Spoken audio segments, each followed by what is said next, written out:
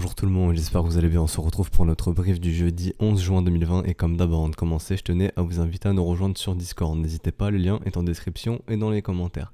Donc aujourd'hui on va aborder le Bitcoin, donc on va parler du Bitcoin Code, en tout cas de l'information que je vois partout, qui est oui les institutionnels sont short, etc. Alors il faut savoir que c'est les datas remontées, parce que j'ai vu les vidéos, les datas remontées sont fausses. On ne vous montre pas les bonnes informations et je tenais vraiment à clarifier ça parce qu'on en parlait en commentaire et je me suis dit ok d'accord, donc là il y a un gros problème là-dessus. Les datas montrées sont fausses et je vais vous expliquer pourquoi aujourd'hui. Donc faites attention dans ce que vous voyez, essayez d'aller vérifier et essayez tout le temps même d'aller vérifier les informations que vous voyez.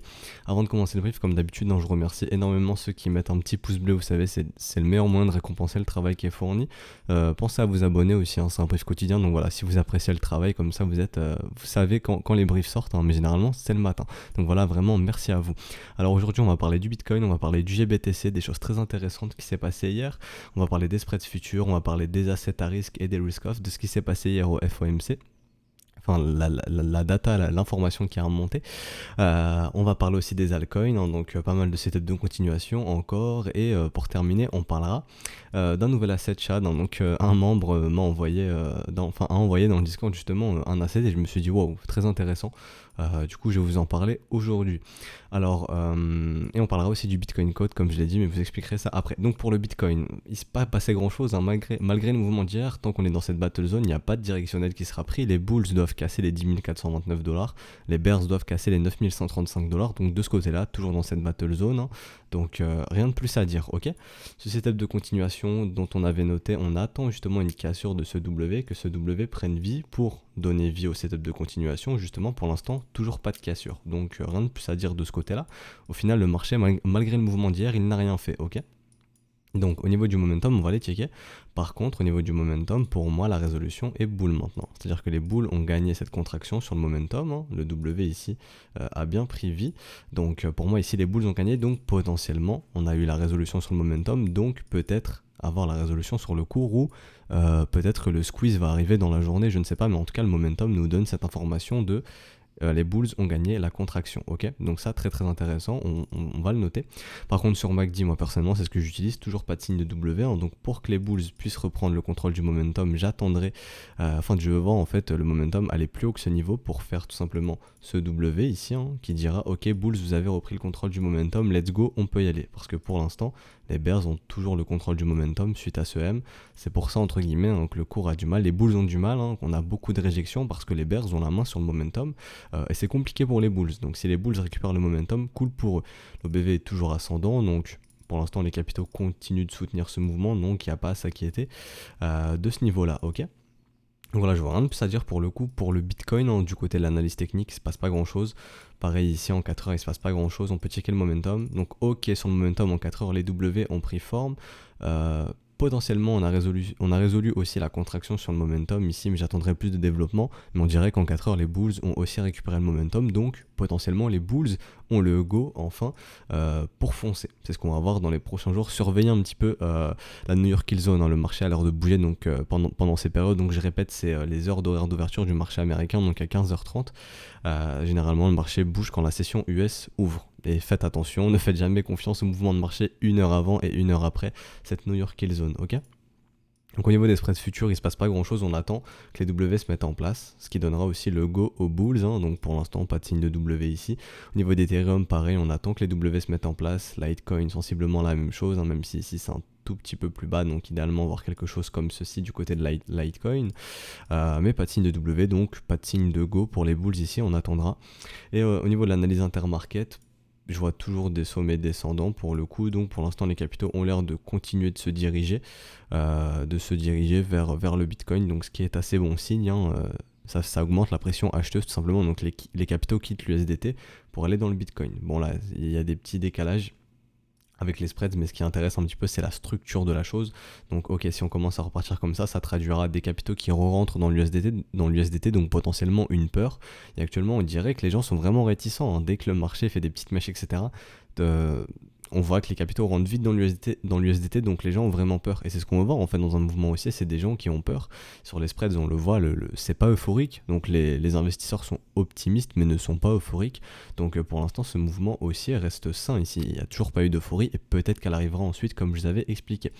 Au niveau des assets à risque et des risk-off, hier en fait, pendant le FOMC, il y a l'information qui a remonté que la Fed a dit qu'elle n'augmenterait pas les taux d'intérêt jusque 2022. Donc ça, c'est super bullish pour les assets à risque.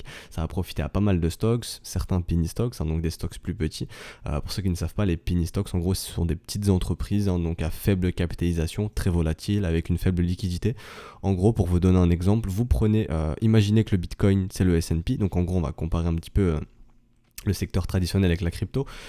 Imaginez que le Bitcoin c'est le S&P et imaginez que je sais pas moi, voilà, je prends une alt ici, Gaz, c'est une petite entreprise et que cette petite entreprise c'est je sais pas, pour faire la corrélation, allez on va faire une corrélation parfaite, on va prendre le secteur blockchain.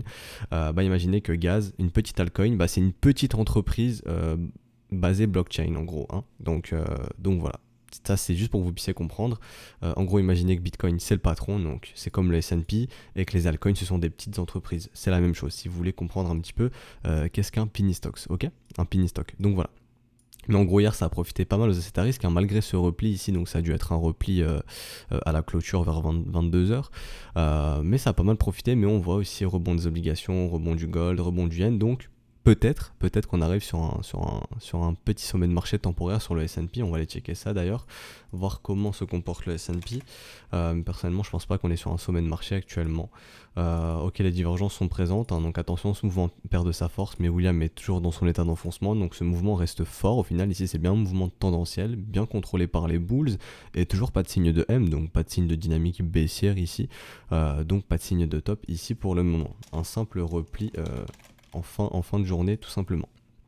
Donc voilà, donc si Bitcoin se comporte comme un asset à risque, et ça a l'air d'être le cas parce que quand l'information est tombée, c'était juste ici, donc on va partir en horaire, hein, mais c'était pendant la session US, hein, juste un petit peu après, l'information voilà, est tombée vers 19h-20h et boum, le push. Donc Bitcoin a l'air de continuer de suivre les assets à risque potentiellement, mais on va détailler ça avec l'order flow aujourd'hui.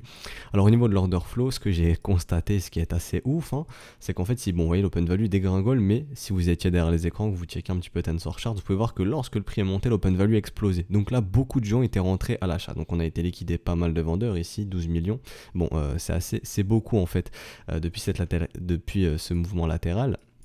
Mais c'est pas énorme, globalement ça reste assez faible. On peut s'attendre à des mouvements de liquidation vendeurs si on va casser les 10 500, 10 600, etc. On verra très probablement 50, 60, voire même 100 millions de liquidations vendeuses, donc là ça reste très très faible, 10, 13 millions.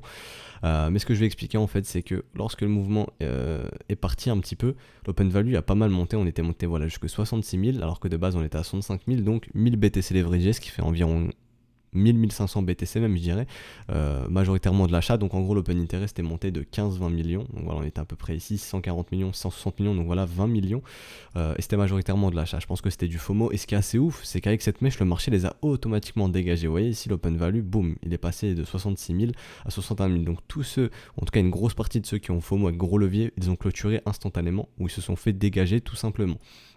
Et ça c'est assez ouf, parce qu'on voit la même chose, c'est-à-dire que vous voyez ici le marché monte, l'open value augmente, boum, grosse mèche pour dégager les acheteurs. Et j'ai vraiment l'impression que ce marché est en train d'essayer de dégager tous les acheteurs. En tout cas, c'est ce que me montre le marché des datas que j'ai les yeux. Dès qu'on pump et dès que des gens veulent en faire partie, boum, on les dégage avec des grosses mèches. Un petit peu ce qui s'est passé ici, là où tout le monde est rentré en FOMO, l'open value a pas mal augmenté. On est passé de 62 000 à 67 000 et vous voyez, boum, on les a dégagés. Et en plus, on a même été dégagés ceux qui avaient positionné leur stop sous ce creux. Donc vraiment, j'ai vraiment l'impression que là, le marché, il fait tout pour dégager les acheteurs. C'est assez ouf, et j'ai un peu le sentiment, et en tout cas c'est mon sentiment, et encore une fois on ne trade pas avec un sentiment, je vous montre les setups, c'est ce genre de setup que vous devez inspirer, c'est pas ce que je vous dis au niveau de l'order flow, mais mon sentiment est qu'on fait tout pour dégager les acheteurs et qu'un gros mouvement impulsif se prépare, et probablement haussier si on s'arrange pour dégager les acheteurs, pour qu'il n'y ait aucun acheteur dans ce train, c'est qu'en fait peut-être on prépare un énorme mouvement, et potentiellement c'est ça. Et ce setup de continuation nous ramènerait visiter le haut du range à 13 700. Et c'est assez ouf. Non, mais en tout cas, le mouvement de continuation serait assez grand. Et peut-être qu'on se prépare pour ce mouvement de continuation et qu'on a besoin de dégager tous les acheteurs. Chose qu'on a fait ici. Regardez, les acheteurs en FOMO, on les dégage. Ici, hein, avec gros pic de liquidation, 250 millions. Le rebond, les gens continuent d'acheter, on les dégage. On bloque des vendeurs, ici FOMO short. Les gens ont peur d'acheter. Ici le FOMO, on s'assure de dégager tous les acheteurs qui sont rentrés ici. Et là pareil, avec toutes ces mèches, on s'assure vraiment de dégager tous les acheteurs à chaque fois. Et c'est assez ouf. Donc voilà, donc mon sentiment c'est qu'un gros mouvement se prépare, potentiellement haussier si on dégage tous les acheteurs. Et ça va être intéressant de suivre ça dans les prochains jours. Et si le mouvement ne se fait pas cette semaine, peut-être la semaine prochaine. Voilà. Voilà, je pense que c'était tout pour le Bitcoin. Pour cette partie-là, on va parler du code. Donc, je vous avais expliqué en début de brief, il me semble, qu'on voit énormément l'information, les institutionnels passent short, etc. Mais en fait, faites attention, l'information est fausse parce que ce qu'on vous montre, ce n'est pas le code. Hein. On vous parle du code, mais non, c'est le TFF, ce qui est différent du code. Et si vous voulez savoir comment sont positionnés les particuliers ici et la smart money, donc les institutions, ceux qui ont beaucoup d'argent, donc les hedge funds, les banques, les institutions, etc. Enfin, appelez ça comme vous voulez, les big boys, c'est le code que vous devez regarder. Et ce n'est pas le TFF. Et en fait, les gens qui vous montrent les informations, ils ont le TFF. Et attention, cette information est erronée. Comme je vous ai dit, si vous voulez savoir ça, vous regardez le code. Donc s'il y a le lien, peut-être je le mettrai en description si j'y pense, mais faites très attention, on cherche le code, désolé c'est le chien qui s'énerve, je vais aller un petit peu l'engueuler après. Ce qu'on cherche c'est le code pour savoir comment sont positionnés les traders particuliers et la smart money. Et en fait, savoir que sur le Bitcoin, la smart money, j'ai l'impression qu'elle se hedge parce qu'elle est tout le temps contre le mouvement, c'est-à-dire que quand le prix monte, ils augmentent leur short parce qu'ils sont probablement en long sur spot. En tout cas, peut-être qu'ils se couvrent d'une baisse, tout simplement. Hein. Ça sert à ça. Souvent, on se hedge sur les futurs. Et j'ai l'impression que sur le Bitcoin, c'est comme ça qu'ils se servent des futurs. Parce qu'en fait, les institutions sont tout le temps contre le mouvement. Et ça, c'est intéressant de le noter. Alors que par exemple, si je vais sur le S&P, je prends les futurs du S&P. On va attendre que ça charge. Hein. Ça va mettre quelques secondes, le temps que les informations soient remontées. Voilà, ça va mettre quelques secondes. Vous voyez ici, donc là, rappelez-vous, c'est des institutions, hein, donc les hedge funds, les banques, donc ceux qui ont beaucoup d'argent, Wall Street, et ça, c'est les particuliers. Vous voyez, les particuliers sont short sur le S&P, mais les institutions ici sont longues. Hein, et sur le S&P, on voit que les institutions sont souvent dans le bon sens. Lorsqu'on voit de bons gros W du côté des institutions, vous voyez, ça part pas mal. Donc les institutions sont dans le bon sens du côté du S&P, même du gold, hein, si je vais checker le gold, bon là je vais pas le faire, mais si j'étais parti checker le gold, vous auriez compris aussi que c'est la même chose, mais sur le Bitcoin c'est l'inverse. Donc ce qui me fait penser que les institutions se hedge, et tant justement qu'elles augmentent leur position short sur les CME, donc sur le Chicago Mercantile Exchange, sur les contrats futurs du CME, c'est potentiellement qu'elles sont longues sur le spot. Et en fait, généralement, le marché se reverse quand on commence à avoir des W du côté des institutions qui justement se mettent à clôturer leur short, donc à potentiellement arrêter de se hedge et de se protéger d'une baisse. Donc au final, peut-être qu'ils passent short justement sur le spot. J'espère que vous arrivez à me comprendre la notion de hedge. Par exemple, je vais prendre, vous voyez ici ce W côté institution, ça avait marqué ce top ici. Donc potentiellement, les institutions ici ont arrêté de se couvrir d'une baisse. Ok ? Parce que justement, ils étaient potentiellement, du coup, short maintenant sur le spot. J'espère que vous arrivez à me comprendre, mais faites très attention. Toutes les vidéos que je vois, parce que j'ai été les checker, du coup, on vous montre le TFF, on ne vous montre pas le code. Et si vous voulez savoir, je le répète, mais si vous voulez savoir comment sont positionnés les traders particuliers et la smart money, vous devez checker le code. Ok ? Donc voilà, faites très attention aux informations que vous voyez. Vérifiez aussi les informations que je vous dis, attention, mais aussi vérifiez celles que vous voyez ailleurs. Donc faites très très très attention, mais les informations que vous avez vues sont erronées, et c'est un peu dommage que ceux qui vous présentent ces informations ne sont pas capables d'aller les vérifier par eux-mêmes tout simplement. Donc assez dommage de ce côté-là de faire de la désinformation au final. Donc voilà, je tenais à clarifier tout ça. Donc pour le Bitcoin, encore une fois, je vois pas grand-chose d'autre à dire. On peut aller checker le GBTC. Alors GBTC, je répète, donc ce qui est le Grayscale Bitcoin Trust. Donc c'est un fonds d'investissement qui permet aux investisseurs traditionnels de pouvoir spéculer ou investir dans le Bitcoin sans en avoir en leur possession. Donc en gros, ça permet de spéculer sur la charte du Bitcoin, donc sur les mouvements du Bitcoin, mais sans en avoir directement en portefeuille. Voilà, donc ça c'est intéressant pour les institutions, c'est un environnement régulé. Alors, et les institutions veulent des environnements régulés, hein. Les environnements non régulés, elles s'en foutent, vous inquiétez pas. Enfin, je peux vous le garantir, elles s'en foutent. Donc, on va passer en daily, et ce qui est intéressant sur le GBTC, c'est que le break est en train de prendre forme et que eux, de leur côté, on a fait un nouveau plus haut. Alors que si vous prenez le spot, donc nous, le spot, c'est là où vous échangez du Bitcoin entre particuliers, hein, donc de gré à gré.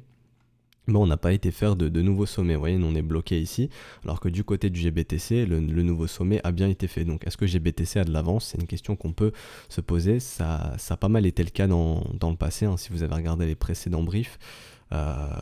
Donc voilà, je tenais à remonter cette information et ce setup de continuation aussi, hein, un creux, deux creux, trois creux, la structure ici a pris forme. Donc du côté de nos institutionnels, ce setup de continuation est déclenché et il nous ramènerait ici sur les 17 611 $. Hein. Donc il faut savoir que le vrai prix c'est celui-là, hein, c'est 12,2 $, mais en gros si on va sur le site de Grayscale justement, on peut récupérer un petit peu un équivalent dollar en faisant un simple calcul que j'ai fait ici pour avoir un petit peu une comparaison avec le Bitcoin, hein, et eux en gros actuellement c'est 12 698 $, et si on prend le top de 2017, eux entre guillemets leur Bitcoin, si on le prend en comparaison au spot, il serait monté, d'ailleurs mon Fibo je vais le replacer comme ça, il serait monté à 39 000 $. Ok, mais là c'est une simple comparaison, la vraie valeur ici c'est 39 $, ok.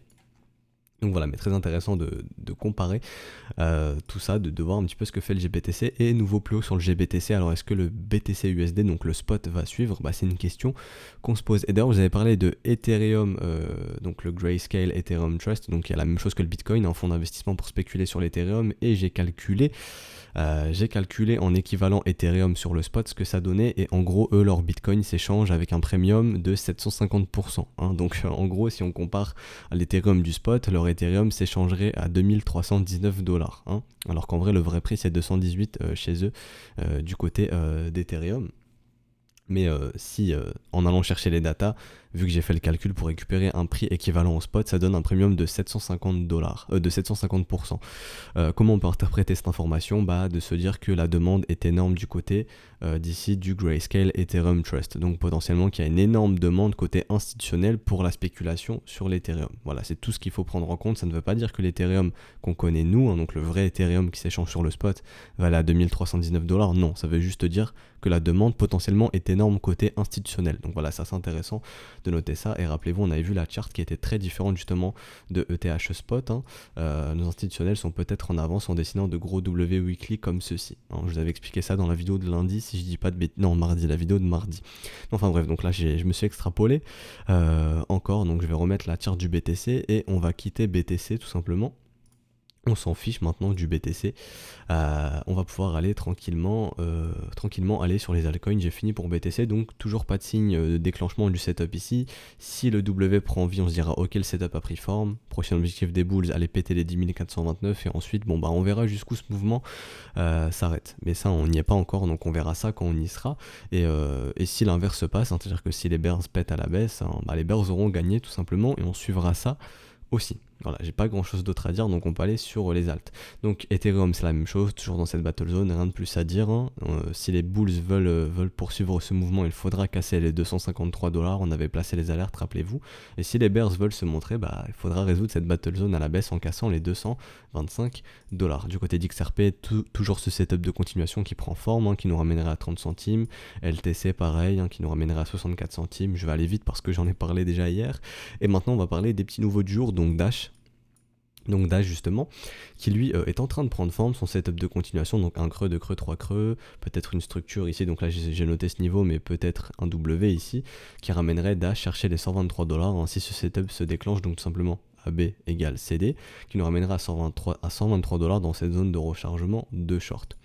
ETC pareil, ce setup de continuation est toujours en train de prendre vie, donc on l'a vu, un creux ici, deux creux ici, troisième creux ici, peut-être un W ici pour dire let's go. Donc non, je vais mieux tracer ma neckline ici, qu'elle soit un peu plus droite.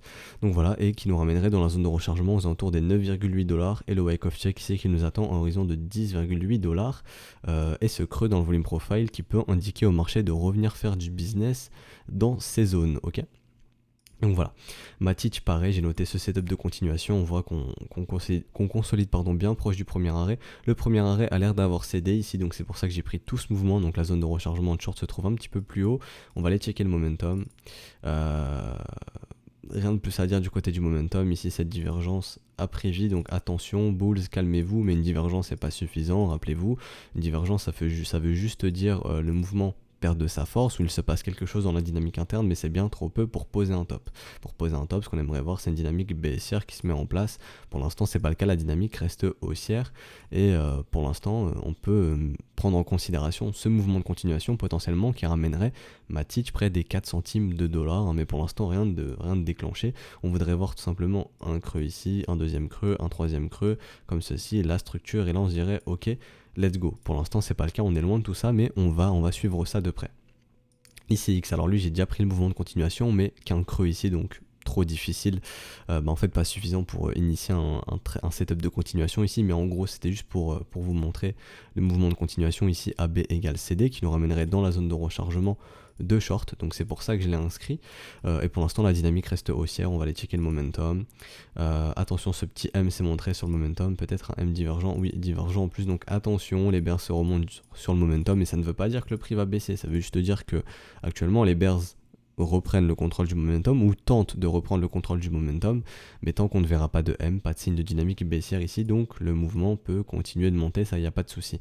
Lorsqu'on verra des M, rappelez-vous, on se dira ok, probablement la dynamique s'inverse et un top est en train de se mettre en place sur ce marché et on est prêt pour voir un swing baissier ensuite, donc de retracer tout le mouvement. Mais pour l'instant on est loin de tout ça, et sur toutes les altcoins généralement c'est ça, hein, donc attention. TRX pareil, ce setup de continuation qui a bien été déclenché, un creux, deux creux, trois creux pour les traders de continuation. Le stop, actuellement on est sur le stop à break-even, donc quoi qu'il arrive les bulls sortent sans perte. Ce setup nous ramènerait sur les 2,2 centimes de dollars, donc tout en haut de la zone de rechargement de short ici. On va checker le momentum. Le momentum pour moi est toujours bull, ensuite à ce W, donc un momentum toujours bullish. William n'est pas encore dans son état d'enfonce, dans cet état, pardon, je vais rêver de stupidité de surachat. Donc si William y va, là le mouvement pourra s'accélérer potentiellement, et on pourra aller chercher les targets, hein, tout simplement pour les traders de continuation, mais pour l'instant pas de signe de top du côté de TRX. Et on va finir avec XMR sur les altcoins. Donc XMR pareil, un creux, deux creux, trois creux, potentiel mouvement de continuation. On va checker un petit peu le momentum. Ok, donc pour moi le momentum qui est dans les mains des bulls, hein, depuis ce W sur le momentum qui a pris forme ici, j'espère que vous le voyez. Donc qui a pris forme depuis qu'on a pété ici. Donc je vais changer la couleur, hein, parce que c'est bull, on va mettre bleu. Donc le momentum pour moi qui est dans les mains des bulls ici, intéressant de le noter. On va chercher toujours de nouveau plus haut, on a l'air de toujours faire des W dans des W, signe de dynamique haussière, pas de signe de top ici. Et ces mouvements de continuation nous ramèneraient sur les 95 dollars, donc dans cette zone de rechargement ici. Et j'ai décidé de placer mon FIB de ce top à ce bottom parce qu'on a l'air de vouloir céder le premier arrêt, donc potentiellement de passer en ranging market, et la prochaine target ce serait le ratio doré aux alentours des 84,9 dollars. Mais quoi qu'il en soit, toujours une dynamique haussière ici, peut-être revenir aussi taguer le Wyckoff check ici à 75 dollars, le marché va probablement y revenir, et sinon la zone de rechargement de short entre les 84 dollars et les 101 dollars. Et comme je l'ai dit, hein, ce setup de continuation qui nous ramènerait chercher les 95 dollars. Mais quoi qu'il en soit, toujours pas de signe de dynamique baissière ici, toujours pas de signe de top. Les bulls ont bien la main sur ce mouvement pour l'instant et ne sont pas prêts de céder cette main pour le moment de ce qu'on voit. Ok ? Donc fini pour les altcoins et on va terminer ce brief avec cette petite altcoin Chad qui m'a été présentée par un membre, parce qu'en fait hier je disais, et là je vais le dire sur YouTube comme ça plus de gens vont l'entendre. En fait il faut savoir que les conditions que je vous montre, donc tout ce qui est divergence au niveau du volume, des divergences de momentum au niveau du volume, des divergences de momentum, pardon, je vais y arriver, au niveau du prix, tout ça c'est pas obligé dans la stratégie Chad. La stratégie Chad de base, c'est acheter un asset de préférence horizontale qui ne fait rien, acheter un asset qui ne fait rien, donc un asset qui fait ça, qui est horizontal, et c'est tout. De base c'est juste ça, et récupérer des doubles, donc d'acheter et de placer ces ventes de moitié au double, tout simplement. C'est juste ça la stratégie, il n'y a même pas de technique de base, c'est juste ça, et tout en en pouvant être en considération avec la condition suivante que l'asset puisse aller à zéro. C'est tout. La stratégie SHAD, c'est acheter un truc qui ne fait rien, mettre ses ventes au double tout en étant d'accord que ce truc puisse aller à zéro. C'est ça, c'est juste ça la stratégie SHAD. Et c'est pour ça que j'ai dit en gros, vous allez dans le Discord, vous allez dans documentation, vous allez checker mon altcoin screener, donc voilà, vous cliquez tranquillement. Et en gros ici je vous ai mis tous les assets qui depuis leur bottom peuvent offrir des x16, donc 4 doubles avant retracement du premier arrêt et avant retracement de moitié. Quand il y a une petite couleur, ça veut dire que vous avez un x16 avant retracement du premier arrêt ou de moitié. Et ce que j'ai dit dans le Discord, pour les plus novices, si vous voulez faire un wallet SHAD, donc un petit capital SHAD, mais que vous ne connaissez rien à la technique, les structures, les divergences, les biais, le momentum, tout ça que vous ne connaissez rien, vous dites ok, moi je vais dans l'altcoin screener, dans mon altcoin screener, vous checkez, vous dites ok, moi je veux voir toutes les alts qui peuvent m'offrir un x16 avant retracement de moitié ou du premier arrêt. Vous allez checker et aussi un cours qui est horizontal. Donc vous allez checker. Et là, ce sont que des cours horizontaux hein, pour 95% des assets. Hein, donc vous pouvez foncer si vous cherchez des cours horizontaux. Donc vous allez checker, vous dites ok, ce coin il est intéressant, j'ai un x16 avant retracement du premier arrêt, je vais checker. Et ensuite vous pouvez noter la note CoinCheckup. Donc CoinCheckup c'est un petit algorithme, c'est un petit site qui va donner un score algorithmique au projet. Donc vous dites ok, moi je veux privilégier les assets bien notés sur CoinCheckup et qui offrent des x16. Donc là vous checkez 3,9, je l'ai mis en vert, ça a l'air assez bon, vous checkez de ce côté là, donc vous prenez ELA, et là vous voyez que ELA offre bien un x16, donc 4 doubles avant retracement de moitié. Il n'y a pas de technique, on s'en fout, c'est juste ces conditions. Donc on va checker et la BTC. Donc là j'extrapole, hein, mais c'est très intéressant parce que beaucoup sont limités par la stratégie SHAD parce qu'en fait, vous ne voyez pas, vous avez du mal avec la technique, avec tout ce qui est structure, etc., divergence, etc., mais c'est pas obligatoire. C'est-à-dire que là, ce truc, vous regardez la big picture, donc la vue macro, ce truc ne fait rien, ce truc est horizontal, hein, ce truc ne fait rien depuis pas mal de temps. Donc c'est ce genre d'asset que vous cherchez à acheter, ok? Ce truc ne fait rien, et là vous pouvez aller checker tout simplement de se dire, ok, si j'achète ici, combien de doubles j'ai avant retracement du premier arrêt? Et là, vous voyez que vous avez 4 doubles avant le retracement du premier arrêt. Donc ça peut être très très intéressant. Vous n'avez aucune notion technique, vous regardez juste la profitabilité avec un retracement du premier arrêt. Ok. Donc là, pour le retracement, c'est simple, hein, vous prenez l'ATH, vous prenez le bottom et vous regardez ensuite en pourcentage combien ça vous donne. Il y a juste ça à faire. Et vous pouvez faire ça avec n'importe quel asset. C'est-à-dire que là, tous les assets que vous voyez, CoinCheckup, je fais pareil avec FET. Je vais checker FET. FET ici, il offre bien un x16 avant retracement de moitié. Donc FET BTC, je vais regarder ce que ça donne. On va sur Binance, on fait ça. Pareil, ici le truc ne fait rien, grosso modo. Vous voyez ici il est bien horizontal, il ne fait pas grand chose. Si vous regardez comme ça fait pas grand chose. C'est ce genre d'asset que vous voulez acheter. Vous voulez pas acheter quand le truc fait ça. Et vous regardez, ici vous regardez au prix actuel, est-ce que vous avez un x16 avant le retracement de moitié? Vous avez un x16 avant le retracement de moitié, même avant le premier arrêt, parce que ma doc n'est pas à jour encore, je vais la mettre à jour. Mais voilà, c'est tout. Il n'y a pas plus besoin d'autres conditions. C'est-à-dire que vous mettez une micro-mise par exemple ici, vous êtes totalement d'accord que ce truc puisse aller à zéro et vous posez vos doubles. Et si on prend juste des probabilités pures et simples, c'est-à-dire qu'il est très très probable qu'à horizon de plusieurs mois, plusieurs trimestres, plusieurs années, que ce truc revienne faire du business dans vos doubles en fait. C'est-à-dire qu'il n'est pas impossible que ce truc dans 3 ans, actuellement ce truc est ici, mais ça se trouve dans 3 ans il sera ici. Et si juste il revient ici dans 3 ans, vous calculez, vous récupérez 2 doubles. 3 doubles, oui, 3 doubles. Vous récupérez 3 doubles. Donc ce qui est très intéressant, vous voyez. C'est une stratégie sur le long terme, il n'y a pas besoin de conditions techniques. En gros, moi, les conditions techniques que je mets, c'est parce qu'elles sont propres à moi et que ça me permet de timer un petit peu mes entrées aussi et de potentiellement récupérer des doubles assez rapidement. C'est tout, c'est juste ça. C'est pour ça que moi, je mets des W, que je cherche à spotter des W, des divergences de momentum sur le prix, sur le volume, William qui quitte son état d'enfoncement, un biais bullish, etc. Mais ça, ce sont mes conditions. Hein. C'est parce que je veux timer et j'essaye de récupérer mes doubles le plus rapidement possible et que j'estime que de cette manière je peux le faire, ok, et que ça me réussit bien, tout simplement. Voilà, je voulais juste vous partager ça, mais la stratégie SHAD, vous n'avez pas besoin de toutes ces notions techniques. Comme je vous dis, vous allez dans l'altcoin screener qui est dispo sur Discord et vous checkez, vous dites ok, ce truc il peut m'offrir 4 doubles avant un retracement du premier arrêt. ICX par exemple, vous allez checker, vous regardez ICX, vous regardez si la charte est horizontale.